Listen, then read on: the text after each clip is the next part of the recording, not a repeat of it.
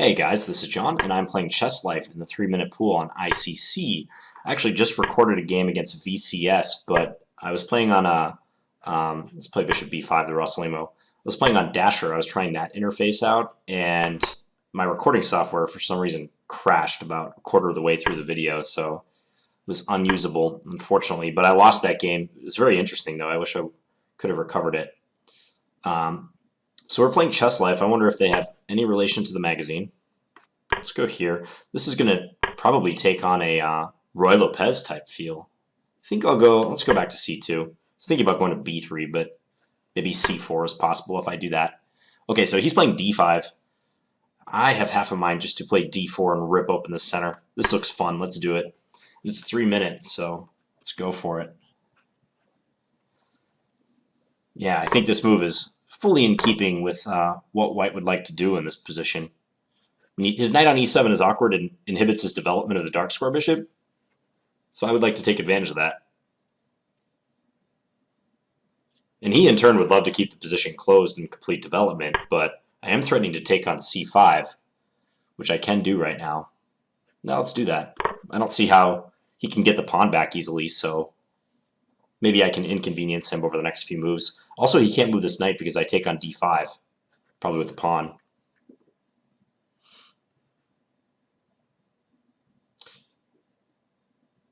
Yeah, and if he goes knight e5, trying to put pressure on the knight on f3, I think I could do a couple things. I mean, bishop f4 is probably fine. Letting him take there is okay. If I was really concerned about it, I could play knight bd2 and add another defender. But I don't know that I have to worry about it too much, because I'll be well ahead in development at that point. I could probably pre-move bishop takes e4, just in the off chance he takes it. He does. Okay. Nice to be up some time for a change. Plays f5. Okay. Let's withdraw the bishop. Again, I don't mind so much if he takes here. He does. Knight e5, I can play king g2. A knight move with this knight would drop the f5 pawn. And then if he were to take on c5, I might have bishop d7. All right, this seems like a good idea. Let's go here. And then after bishop g7, I'm thinking bishop b3, just to stop him from castling. Yeah, let's do that. Because otherwise he gets to slip away with his king. I'd like to keep his king in the center, disrupt his coordination for a second. Let's go here. Maybe knight d4, though, is slightly annoying. Can I do knight d5, king g2? Let's go king g2. Useful move. Gets the king off the back rank, defends f3. If he takes on b3, I get an immediate attack on the a6 pawn. This move I can respond to with bishop e3. Yeah, attacking d4. Let's pre-move this. He's already under a minute. Okay, so now he has a nice stranglehold on the d4 square, but I can try to make him relinquish his grip. Let's just start with this move. I think the rook will be useful on c1. This king is just floating in the center. It's hard for him to find a good square for it, too. I think this is good. This also prevents f4. Now I have options with knight b6. Okay, so he's winning the b2 pawn. I still think my position is better, though. Let's go f4. Yeah, his play is restricted. Maybe bishop c7? Let's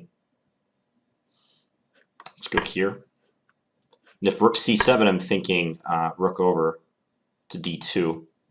Against that one, rook e1, not doing much. Let's check. Take. Check. Give a check. And I think I can get my rook into d7 is good. Yeah, he just checkmate. Blundered into checkmate, but the position, especially having 16 seconds on his clock, was not going to work out for him. Okay, so let's have a look. So I played this Rosslimo variation. e5 I'm not familiar with. I don't know anything about that move. I assume it's kind of like a Roy Lopez in that if I take on c6, he takes back with the d pawn, and I take here, he does have queen d4, recovering the pawn. So he does have that option available. So I just castled. And then he went knight ge7. This is interesting. Bishop a4. I wonder if bishop b3 is a decent move.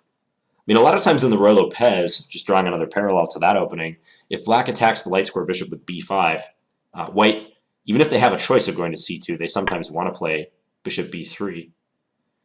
But I wasn't sure in view of c4, and he can try to restrict my bishop. Yeah. Oh, he's actually talking to me in the chat. He just made that c4 move. He said, "Es una idea nueva que tengo aquí, amigo." So he's speaking Spanish. I think he means that this is a new idea.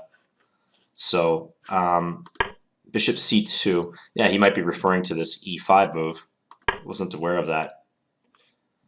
I know a little bit of Spanish. I studied it in school, in high school, for several years. But I've had limited opportunities to actually practice my Spanish. I have a feeling d5 is suspicious, though, in view of d4. Let's just see. Yeah, I think it's nice for white after d4.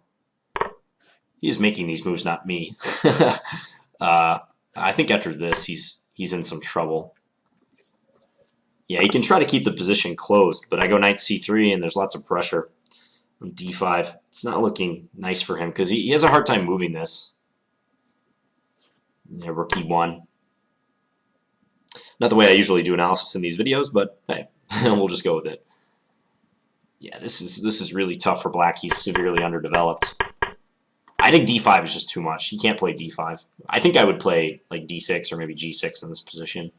Be better. Although the computer seems to think d5 is the best. It's surprising. What does it think is viable for him? This is what happened in the game. C takes d4. Okay, so if he's going to play that, yeah, okay. Still, though, the stakes are much higher for black compared to white. You can see that. None of these lines are giving black any particular comfort in the position. Okay, so d5, d4, take, bishop g4. Yeah, take on c5. He takes here, I take with the bishop. At this point, I had built up a nice time advantage, too. f5, bishop back to c2. He takes, yep. So according to the engine, he's not playing half bad. It's just the position was poor to begin with after d4. I thought this move was good, but it only increases white's advantage. The engine says rook d8. That's just a pawn, though, isn't it? In here, knight c3 or something. Knight d2, maybe come to b3 to hold the pawn. If knight d4, I assume I have bishop d1 even if I need it. Maybe it's not so simple. Bishop d3, and if this, knight b3. Okay. And if take on f3, check. King g2 or king f1. It's still a large advantage, but this is much trickier compared to the game. g6, knight c3, bishop g7. I thought this was a good move, stopping him from castling. He does have knight d4, but king g2 seems to keep everything under wraps. As long as I don't easily give him the c5 pawn, I must be better. I mean, the onus is on him to prove he has compensation.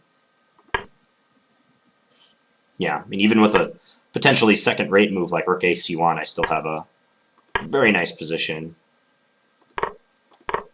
Yeah, I gave the b2 pawn, but almost doesn't matter. White's advantage persists. I thought he would go to c7 now, just to guard the b6 square. I was even still thinking about coming into b6, but maybe he can ignore it. Rook d8, something along those lines. Because if he takes, this pawn is a big problem. You can see he's just busted if he does this. Yeah, threat of b7 and rook takes c6 or doubling. Quite strong. He played bishop b8, knight b6. Check. Yep, and rook d2, and I thought king e8 was the best move, but I was planning to come into d7. I do see that he has rook f7, though, so maybe he can keep the damage to a minimum. Yeah, that's potentially equalizing. Knight d7 might be better. Attacking the rook, and if rook f7, knight takes b8. Yeah, there's probably not much here for white, though. But with that time edge, I can almost do what I want. So interesting. I wonder if he's correct about this, that this is a new idea, this e5 move. It seems strange. I don't particularly believe in it for black, especially with knight e7. It seems like with a pawn on c7, it's a little better, as in like a Cosio in the Roy Lopez, but this is interesting nonetheless. All right, well, I hope you guys enjoyed this video. I'll be back tomorrow with another Blitz game. Thanks for watching, guys. Bye.